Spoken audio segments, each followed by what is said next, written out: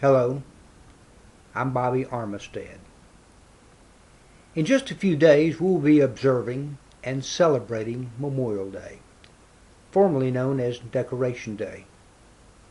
It is a day set aside on which we recognize the service and sacrifice of those men and women who gave of themselves in the service to our country. Up until recently, I used to spend each Memorial Day visiting the graves of my ancestors who had served our country with their military service.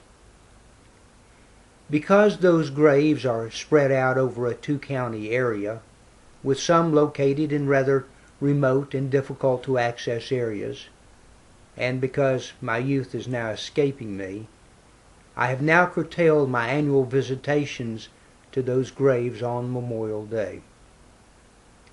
However, on those Memorial Days of past, I would arise during the early morning hours, depart my home, and carry with me 4 small American flags and 1 Confederate flag. I would travel toward the western edge of Montgomery County, Tennessee, to an area known as the Dotsonville community. Upon arrival at the Mount Pleasant United Methodist Church Cemetery on Gip Banting Road, I would leave my van, taking with me one of the tiny American flags, and walk across the grounds to an imposing granite obelisk which stood at least 7 feet tall. On the front of that monument was the following inscription: Robert Armistead, a Revolutionary War soldier, born June 29, 1761, died September 8, 1853. This was the grave of my great-great-great-great-grandfather. He and I share the same name. I would stand at the foot of his grave in awe of a man who, at the young age of 15, joined the colony's Continental Army. I would wonder and speculate, as I did every year, what could possibly cause a teenager, just a kid, to defy the crown of England by taking up arms against the king. My wonderment and speculation was always answered by the cry of freedom. There is nothing more than the burning quest for liberty that causes men and boys to accomplish the seemingly impossible against insurmountable odds. His was nothing short of an act of treason, and he must have been aware of the consequences should the colonies lose the war. As I would stand at the foot of his grave, I would shed a tear. I always did.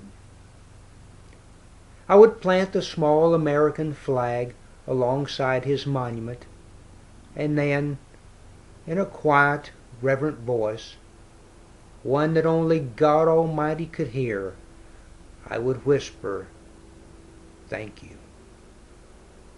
I would then return to my van and travel a little further westward to neighboring Stewart County, Tennessee.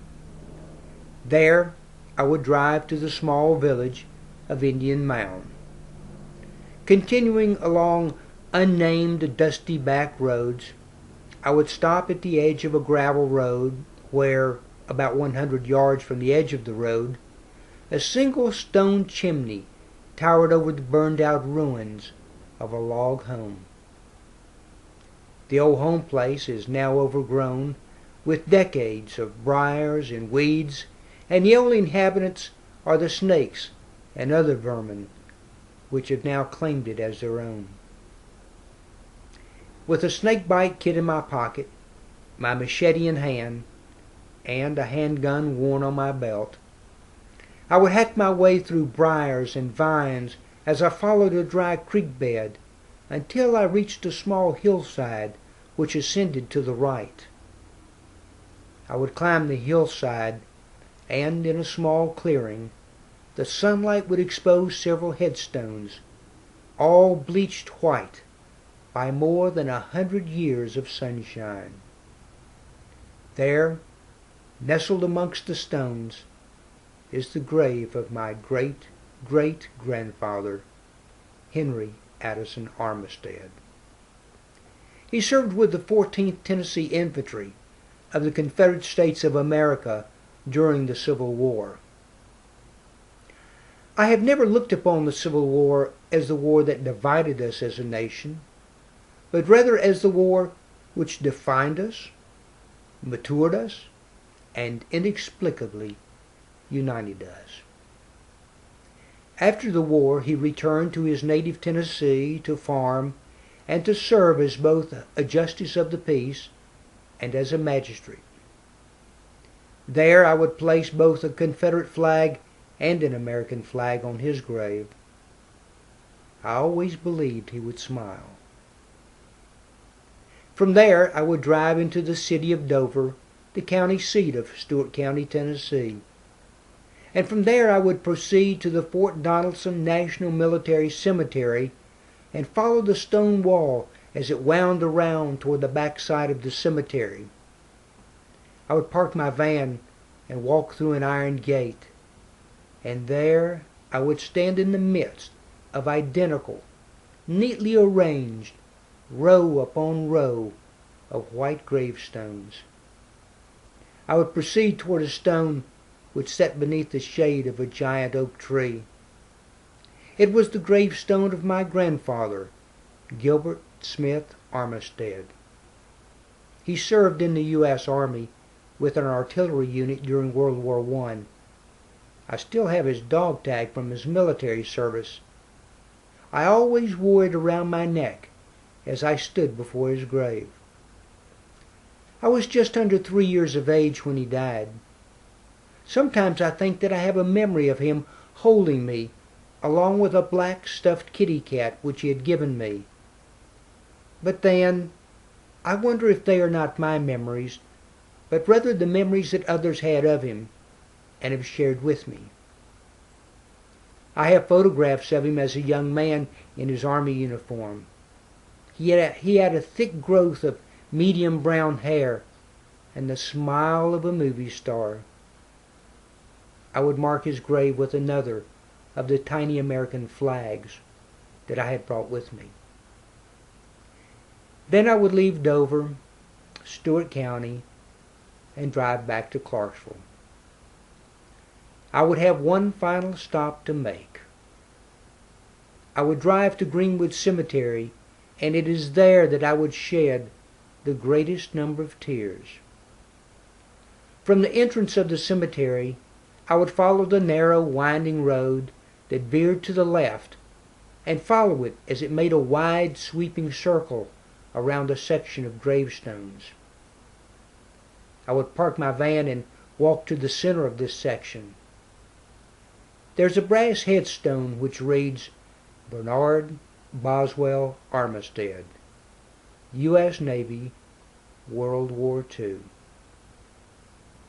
This is the grave of my father. Even though he didn't see any combat action during World War II, I still have an immense amount of pride for him and all those who gave so unselfishly of themselves during that war. I've heard it said that those who served during World War II were the greatest generation. Sometimes I think that is almost an understatement. He and his generation literally saved the world from a conspiracy of madmen who were driven by an egotistical desire to dominate all of mankind. As I would stand at the foot of his grave, I would cry. I used to think the shedding of tears was a sign of weakness.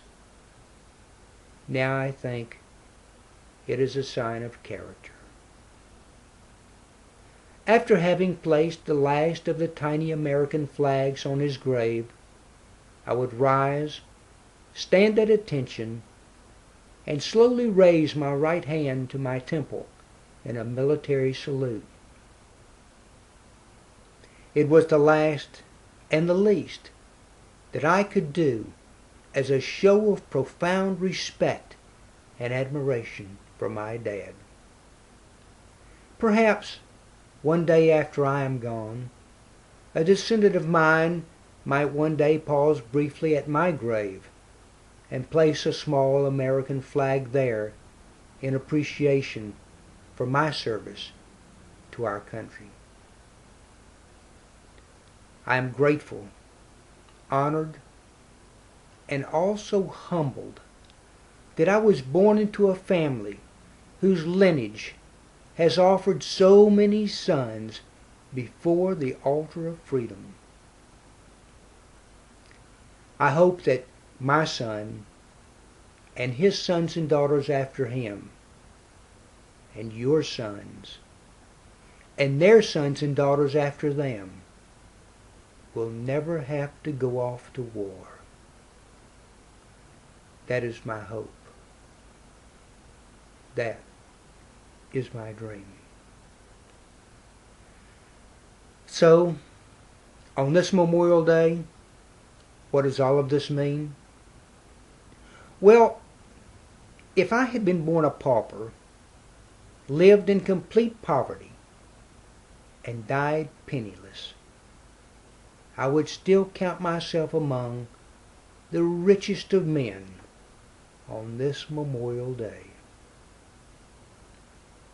God bless the United States, and may God bless us all. I hope to post additional videos here on YouTube in the coming weeks. Just type in Crete Bobby, one word, in the search block here on YouTube. That's CRETEBOBBY, one word.